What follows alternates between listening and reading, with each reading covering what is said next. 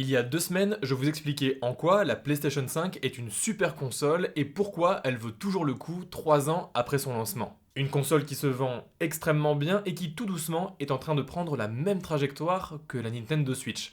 Sauf que entre ces deux acteurs, Sony et Nintendo, on a dans l'ombre un troisième acteur qui tente de se faire une place. En effet, ça fait aussi 3 ans que Xbox a lancé ses nouvelles consoles, la Series S et la Series X, deux consoles qui ne rencontrent pas le même succès que la PlayStation 5.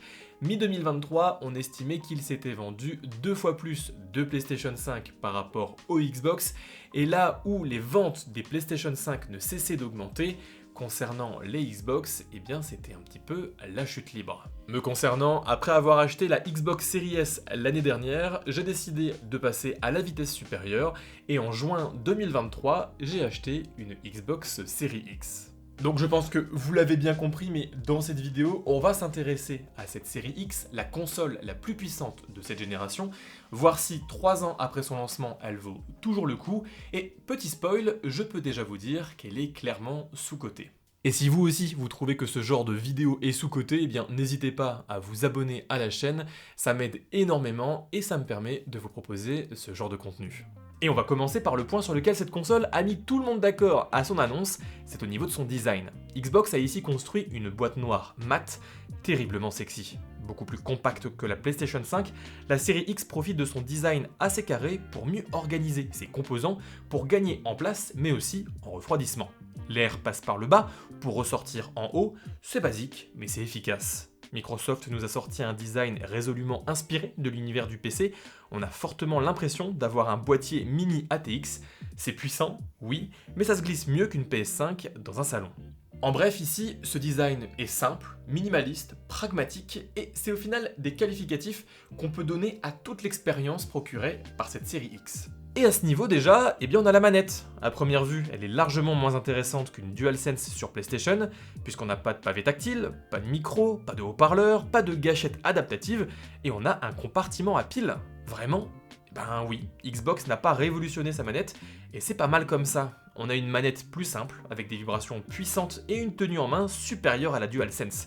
Et surtout, on a une autonomie radicalement supérieure. La manette de Xbox peut tenir facilement une trentaine d'heures, en fonction des piles, soit 5 fois plus que la DualSense selon mes tests. Et oui, certaines fonctionnalités peuvent manquer, mais le fait de ne pas être obligé de brancher la manette en permanence et d'avoir une bonne autonomie, eh bien c'est un vrai plus. Un vrai plus aussi au niveau de la durabilité du produit et de l'obsolescence programmée, puisque ici, si la batterie vient à mourir, on n'est pas obligé d'aller dans les entrailles de la manette, un procédé assez compliqué sur la DualSense, il suffit tout simplement de retirer le capot à piles et de remplacer, de préférence, par des piles rechargeables. Pragmatique et simple, c'est aussi une démarche qu'on observe au niveau de l'écosystème dans son ensemble. Faire le choix d'une Xbox en 2023 ou en 2024, c'est renoncer à un casque VR compatible, à une vraie console portable dédiée ou à une gamme de casques audio de qualité, des choses qui existent pourtant dans la gamme de Sony pour sa PlayStation 5. C'est un peu décevant, je le conçois parfaitement, Microsoft préfère rationaliser ses efforts pour les concentrer sur certains points, et ces points, on les abordera après. Dans tous les cas, si vous voulez un bon casque audio sur Xbox, eh bien JBL, le sponsor de la vidéo, a probablement un casque pour vous. Et ne passez pas trop vite ce segment puisque j'ai un concours ainsi qu'une promotion pour vous.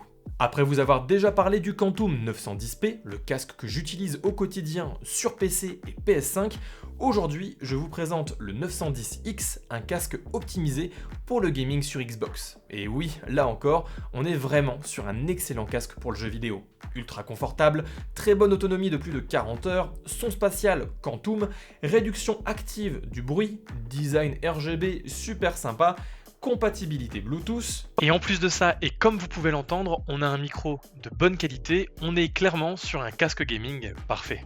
Et si je dis parfait, c'est parce que ce casque est bien optimisé pour Xbox, mais qu'il fonctionne aussi en sans fil sur PC, sur Switch, en réalité virtuelle, il fonctionne en Bluetooth sur téléphone et il permet aussi de jouer en filaire. Bref, un seul casque pour toutes vos plateformes et ça, c'est génial. Si ce casque vous intéresse, eh bien je vous mets un lien d'achat en description. Profitez-en en ce moment, il y a plein de promotions et en plus, je vous mets un petit code ici qui vous permet d'avoir 15% de réduction supplémentaire. Donc foncez. À côté, je vous rappelle que je vous fais gagner le Quantum 360p sur ma page Instagram.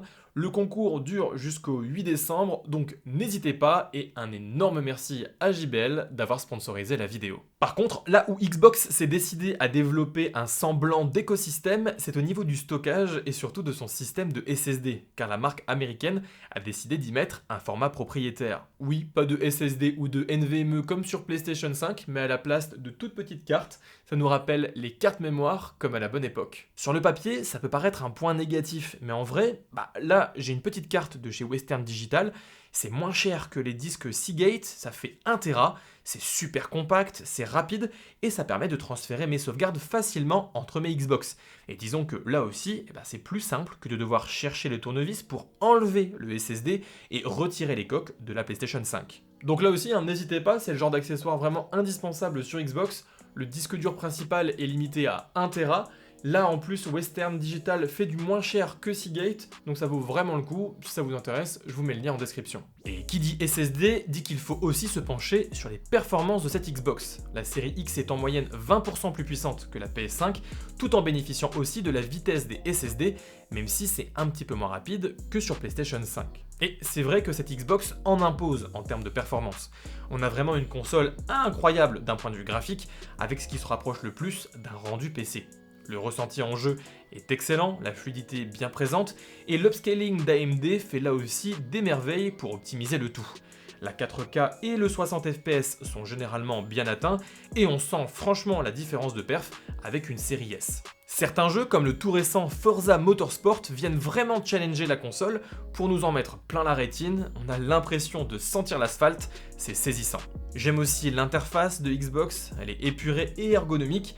Nos titres d'un côté, le Game Pass de l'autre, c'est clairement une console qui embrasse la nouvelle philosophie de Xbox entre physique et dématérialisé. L'interface est fluide, elle est légère, mais surtout Xbox tient probablement la meilleure fonctionnalité du gaming avec Quick Resume qui permet tout simplement de sauter entre les jeux en un éclair, sans temps de chargement démesuré et sans être obligé de quitter ou de relancer les jeux. Ça permet vraiment d'avoir une sorte de multitâche optimisée, ultra agréable au quotidien.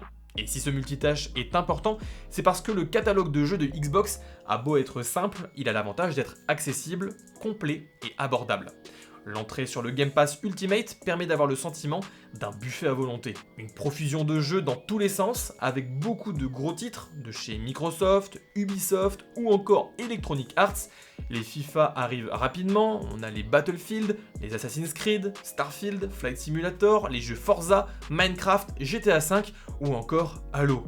Clairement, on ne sait plus où donner de la tête sur les premiers lancements, les premières semaines, c'est un vrai rêve de gosse, il y a des jeux de partout, et surtout, les plus gros jeux sont disponibles en Day One, le jour de leur sortie, un avantage que n'offre pas Sony. Et tout ça pour environ 15 € par mois, c'est pas déconnant, enfin, je trouve. Car il faut aussi prendre en compte qu'avec le rachat d'Activision Blizzard King par Microsoft, le Game Pass va dans quelques semaines rentrer dans une dimension complètement différente. Call of Duty, Overwatch, World of Warcraft, Diablo, Crash Bandicoot, Tony Hawk et j'en passe. Bref, un nouveau souffle dingue pour Xbox, il n'y a pas meilleur moment que d'acheter une Xbox Series X maintenant. Foncez, oui, mais il faut quand même rester éveillé puisque si au niveau de la quantité, le Game Pass nous gâte complètement, en termes de qualité et d'exclusivité, je suis un petit peu plus mitigé. Des bons jeux, il y en a, il n'y a pas de souci. Forza est vraiment très bon, Redfall au final est pas si mal, je m'amuse bien dessus. Halo, il passe bien, mais c'est surtout les constructeurs tiers qui portent la console. Les exclus de Xbox manquent de punch, d'une vraie direction à couper le souffle. Xbox possède des licences fortes et parfois même nouvelles, mais il a du mal à donner une vraie direction à ses jeux. Malgré le rachat de studios ultra talentueux, comme par exemple Bethesda, on se rend bien compte que les studios rachetés patinent et galèrent à exploiter leur plein potentiel.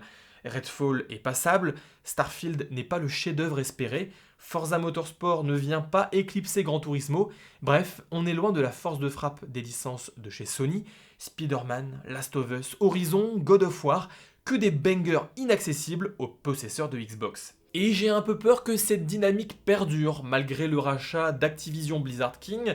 On va bien récupérer tous les anciens jeux et les anciennes licences, et ça c'est top, mais par contre pour l'avenir, pour les prochains jeux, les prochaines licences, je crains un peu. En plus, de l'autre côté du spectre, Sony progresse énormément avec son catalogue PS Plus. Oui, on n'a pas les jeux en Day One, mais les jeux disponibles sont de grande qualité. Le catalogue qualitatif de la PS5, combiné au rétro avec tous les anciens titres jusqu'à la PlayStation 1, c'est clairement non négligeable. Par exemple, récemment, je voulais me mettre à Dragon Ball Z Kakarot, et seul le PS Plus avait le jeu en gratuit. Sony commence aussi à monter en puissance au niveau du streaming de jeux avec le support de la 4K, domaine encore balbutiant pour Xbox. Et enfin, on arrive sur ce qui est probablement le plus gros problème que rencontre cette Xbox Series X, c'est la question du besoin. En avez-vous vraiment besoin? Puisque si au quotidien, vous avez une bonne connexion internet, que ce soit avec la fibre, ou avec la 4G ou la 5G, eh bien sachez que le Game Pass Ultimate vous donne accès à tout le catalogue de Xbox, que ce soit sur téléphone, sur tablette, sur PC, sur Mac, et même sur télé, pour certaines télés connectées. Donc pourquoi acheter une Xbox Series X? Pour une meilleure qualité graphique, avec le support de la 4K en natif et une faible latence, pour le lecteur Blu-ray, et pour également avoir globalement une console qui va vraiment révéler son plein potentiel dans les mois à venir, mais je suis pas sûr que ce soit suffisant pour convaincre beaucoup d'acheteurs. Et c'est dommage car Microsoft gagne aussi sur la question du prix. Cette console est régulièrement en promotion, moins chère qu'une PlayStation 5. On peut la taper régulièrement à moins de 400 € et moi, dès juin 2023, j'ai pu me la procurer à 340 €. Et à ce prix, et même à 400 €, eh bien c'est difficile de vous la déconseiller. On l'a vu, hein, la série X est une excellente machine qui joue à fond la carte de la puissance et de la simplicité. Une console qui se cherche encore au niveau des exclus et des expériences qu'elle a à proposer, mais qui voit son salut arriver par le rachat d'Activision Blizzard. 2024 va être un moment charnière pour Xbox, avec un Game Pass qui va déborder de jeux, et c'est pour ça que c'est pour moi, à mon sens, le bon moment pour acheter une série X. Pour autant, et en toute franchise, si vous devez faire un choix entre une Xbox Series X et une PlayStation 5, eh bien, je vous encourage un petit peu plus à aller chez Sony, tout simplement pour la qualité des jeux et des exclusivités, même si j'ai vraiment hâte que Microsoft me prouve que j'ai tort dès l'année prochaine.